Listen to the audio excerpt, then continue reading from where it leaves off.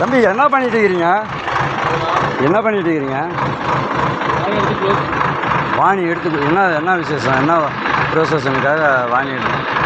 சரி சரி, வாணி எடுத்து மூடுறீங்க. ஆ, வேறு ஒன்றும் இல்லைல்ல? தெரியல, இல்லை ப்ராசஸிங் குழி தோட்ட சொல்லிருக்கிறாங்க. அது என்ன ஏதுன்னு தகவல் தெரியணும்ல.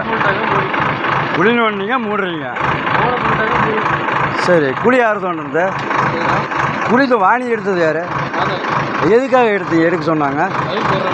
பைப் போடுறாங்க. பைப் போட்டாங்களா? குழி நோண்டிருக்கிறீங்க, பைப் போட சொன்னாங்க. பைப் போடுறேன்னு குழி நோண்டினாங்க, மறுபடியும் மூடிக்கிட்டு இருக்கிறாங்க. ஓகேப்பா, சரி நீங்கள் பாருங்கள்.